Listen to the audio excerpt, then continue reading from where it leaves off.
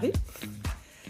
J'habite un habitat participatif qui s'appelle Les Choulans, en région lyonnaise, en périurbain, qui est une rénovation. Nous sommes 7 familles et nous avons rénové un bien avec une maison de maître et une ancienne ferme. Donc là où il y avait un foyer, maintenant il y en a 7 et on a plein de super espaces partagés. Et on est ouvert sur le village, on a une programmation culturelle. Pour moi, un truc quand même distinctif de nous, c'est qu'on a fait un projet en rénovation. Donc même s'il y a beaucoup de projets en rénovation, c'est quelque chose qui nous a pris beaucoup de temps et d'énergie. Puisque quand on a vu les devis on était à budget fixe, et quand on a vu les devis des artisans arriver, c'était pas du tout ce qu'on avait prévu. Et donc, du coup, on est passé de 20% en autoconstruction à 80%. Donc ça, c'était quand même un marqueur fort. Et on organise, au début, on a fait beaucoup nous-mêmes, avec nos familles, etc. Et on s'est rendu compte qu'on n'allait pas s'en sortir.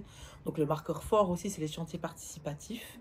Et le fait d'avoir eu beaucoup de bénévoles qui sont passés chez nous, à s'être formés avec des artisans à certaines techniques, genre faire des ouvertures dans le pisé, faire des enduits, etc.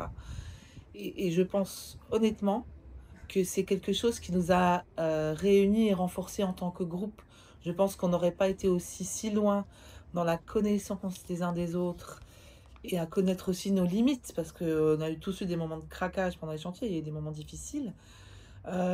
Et donc moi j'ai en tête toujours un proverbe que j'avais appris pendant mon master, qui est soi-disant un proverbe africain, mais je n'ai absolument pas la preuve de ça.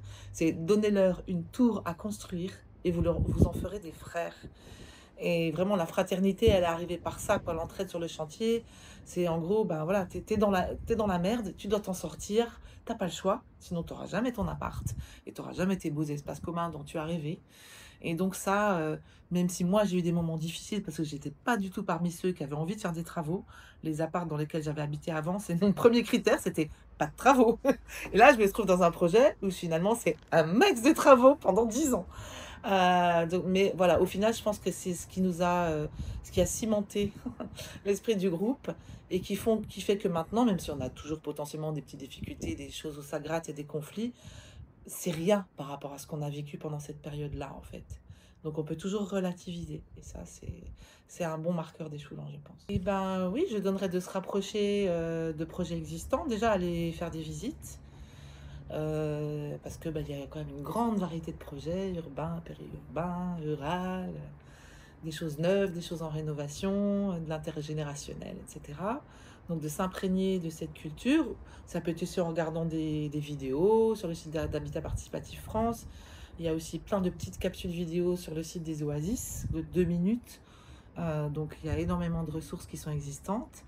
Euh, de faire, dans certaines régions, il existe des gens qui animent des formations, comment maturer son projet quand je suis en individuel.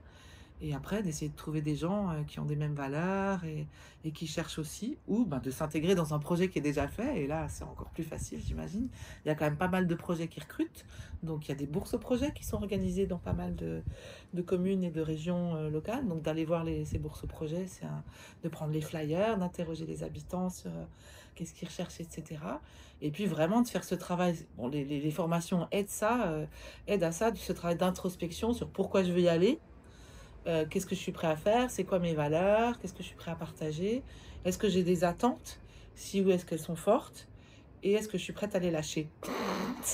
Et est-ce que je suis prêt à faire, j'aime pas ce mot développement personnel, mais à faire un chemin moi-même pour apprendre à vivre en collectif, à faire des compromis et à accueillir les autres dans leur diversité, parce que nul n'est parfait. Donc voilà, et apprendre à travailler sur soi, à se former aussi sur l'intelligence collective, sur la gouvernance partagée, qui est vraiment un pilier, et à partager des lieux, des espaces. Voilà, c'est ça les Trop bien. conseils que j'ai à donner. Merci beaucoup, Marie.